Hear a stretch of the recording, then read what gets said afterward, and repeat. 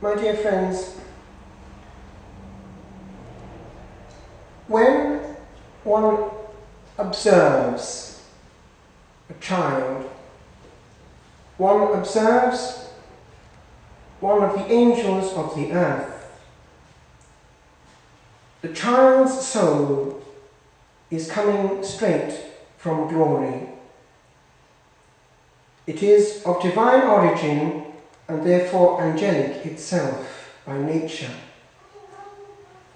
Hence we see the Lord's horror in this gospel at the very thought that some human person could interfere with that angelic purity. It occurred to me while meditating on this feast that one expression in the book of the Apocalypse, of which we read a powerful part earlier, could be applied to a means of doing that in our day. The image of the beast.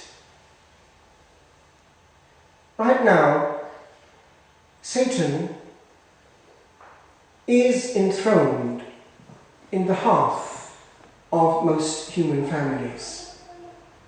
And his image is in many ways projected from a screen. All the impurity, violence, blasphemy, falsehood, and lies coming out of a machine are the image of the beast. To allow a child, therefore, to be exposed to Satan in this form is to abdicate, to let the devil rule and not say a word, and to find oneself in this category to which the Lord here alludes in strong terms. And as regards our own choice, if we choose to expose ourselves to Satan's friend and do not react to what is coming out of this box, it is to indicate that we are in this other category of those who are unable to choose to be maimed or blind in one eye for the good of the soul.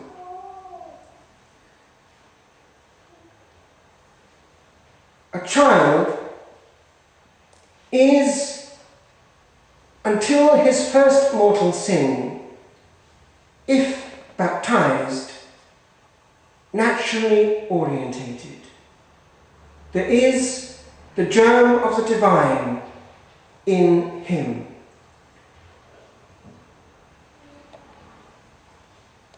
This morning I was touched by something that a very innocent child was given many years ago while in prayer. This little child was Jared, later to be Saint Jared, Magella. He was in prayer, and there appeared before him, as it were out of a statue, the Lord offering him white bread. And he understood that the Lord wanted to come to him in Holy Communion. As a result, he went to church and placed himself at the altar rails with the other. But when the priest came to him, he thought this child must be too young and passed him over. However, the Lord himself made up for this terrible suffering in his heart by not, notice, giving him Holy Communion himself, but by sending an angel to do so from a tabernacle somewhere on earth, therefore always dependent on the priest. But it was not just any angel, not even the guardian angel. It was the angel that we are feasting on this day in this church dedicated to him, Michael, the protector of the Blessed Sacrament, whose icon is right here next to the Blessed Sacrament, next to the lamp of the sanctuary, as though watching day and night. This tells us two things. It tells us that God prefers to be handled by consecrated hands and to prepare a soul with the gift of desire. Notice how he put a carrot, as it were, before him first, to arouse his desire. And the more we thirst, the more we are gratified when slaked. But there is more. This little child asked the angel, could he not hear his confession? And the answer of the angel was, no angel in heaven can do that, only a priest. Therefore, the angels, in that respect, are lower than the priests. And the curé of Ars used to say that if one met an angel or a priest, it was to the priest that first one bowed, or rather the angel himself should bow to the priest, and not the priest to the angel.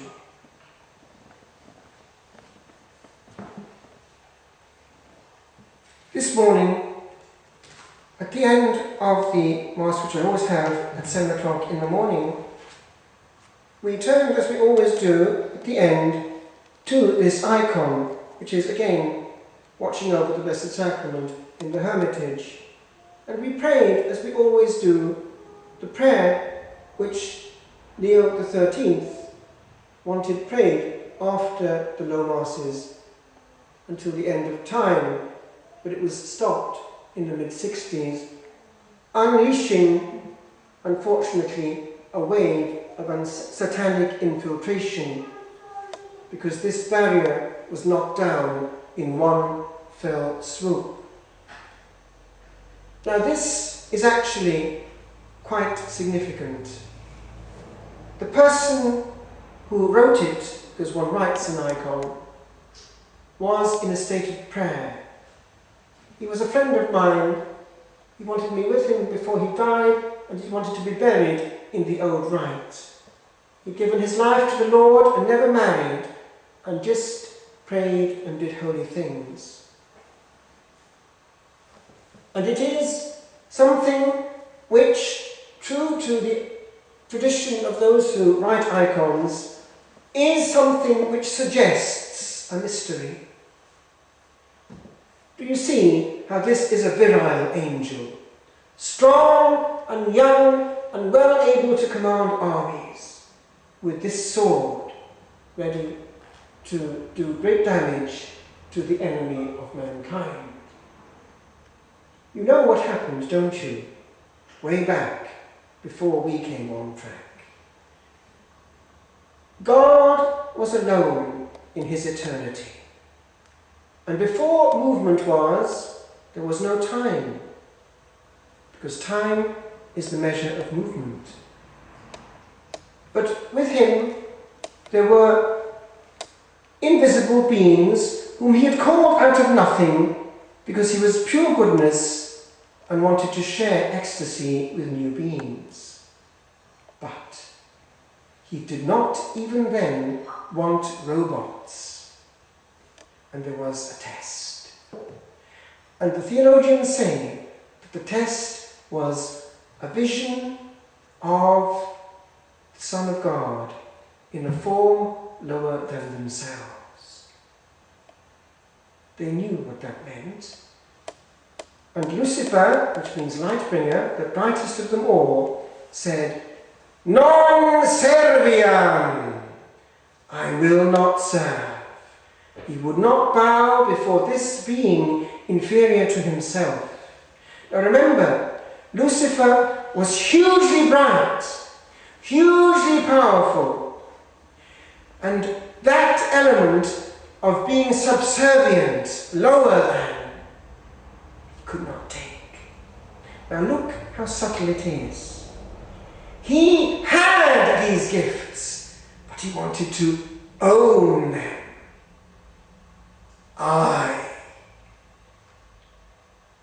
And at that point, this original sin of pride, look how modern it is, was in one fraction of a second what made the whole cosmos go out of tune. Until then, there was no evil. It was only light and music and harmony. Then there was irreversible damage. And Satan now realized what was happening. And he still wanted to be in control. He still wanted to reign. So what did he do? He tried to get all the angels with him, all creatures as well. Come, we'll have this huge rebellion, and we'll reign. And he was succeeding. And we're told that there was a huge battle in heaven. Do you remember what it says then? Michael fighting with his angels. And Satan was cast out. Now it happened at that point that Michael, who was not the most brilliant angel, was made the most brilliant angel and given huge power, which made him chief of the angelic hosts. And they won! And 1/3 only was lost. A huge number, it seems, and they're still with us. Why? Because jealousy and hatred and envy are the motive force now. They can't bear that we, yet after them, made in time to take their place in these empty spots of glory, that we should get where they cannot be anymore. And they'll do anything, anything at all, to get one more soul. And all the time, while they've got yet freedom, they're going around to get immortal souls. And what do you see happening? Watch. A person's behavior. Is it like the devil's behavior? Look at his face. When the devil fell, and they saw this at Medjugorje, when the devil gets a soul into hell, a soul leaves the body and becomes like the devil in form. Horrid. Is transformed. The devil then is ugly, and ugly things belong to him. Smelly things belong to him. Noisy things belong to him. Dirty things belong to him. Unkind things belong to him. Envious and mean ticks belong to him. So if you meet people like that, you're listening and talking to people who are like him and under his influence. One more bit. He's so clever because he was the brightest of angels and kept all his angelic powers, that he's doing all he can, he's more clever than we are, to destroy the means of getting to glory, which are what? The sacraments, the church, which has them. So right now, he's trying from within to demolish the church. He's still got a bit of freedom, but he won't get there. I just want to leave you with one little warning. It's this. You go around any modern shop now which is into that, and you'll find statues and images and books and literature and videos and tapes and smells and all the rest of it which talk of angels. You'll find some light amongst them. You'll feel, oh, this is familiar territory. You even see our Lord, you see divine mercy there. But it's all a part of that original sin of lies. Because the devil is the father of lies. And every time we tell a lie, we are in some way participating in the devil's original sin. If you have to say something which you don't want to reveal and the other person hasn't got the right to know, don't say a direct lie. Why? One is participating in that fundamental sin of falsehood of the devil. You can be economic, you can say part of the truth, but you must avoid saying complete untruths. There are ways and means of avoiding complete untruths. And it was used a lot in penal times. I'll give you an example for you to understand. A priest has just said Mass, and the Cromwellian soldiers are coming in to get him. What do you say? Oh yes, he's there. No, you can do it like this. Holding your hands inside your sleeves, big sleeves, you can say, he's not here. Thinking in your mind, he's not within my sleeves. It's called mental reservation. It's not a formal, it's not a complete lie, and yet that person hasn't got the right to the whole truth. So that's the way it's done to avoid full lies. It's important. Every lie, when it's complete, is yielding to the Father of it.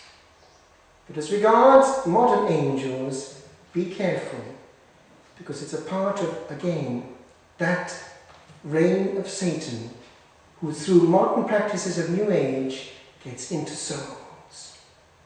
When they invoke spirits and powers and energies like Reiki or Reiki, and all these things, they're people who are initiated into Eastern things, which are invoking spirits of angels, but are actually fallen angels. Therefore, devils come into people, and they're very difficult to dislodge. I conclude, my friends, beware. It's a cosmic battle, and they're on the front line. Just conclude with one quote from Shakespeare. It's not new. Remember Macbeth, the three weird sisters. At the beginning, you had Macbeth and his two friends. And he was taken in, all hail, but shalt be king hereafter. He was sucked in, because it was true, but he was sucked into the game, which destroyed him. Bianco thought twice, and this, I leave it with you, was what he said. It's valid for all that concerns the devil and his games, purely New Age. Infected be the air whereon they ride, and damned all those that trust them.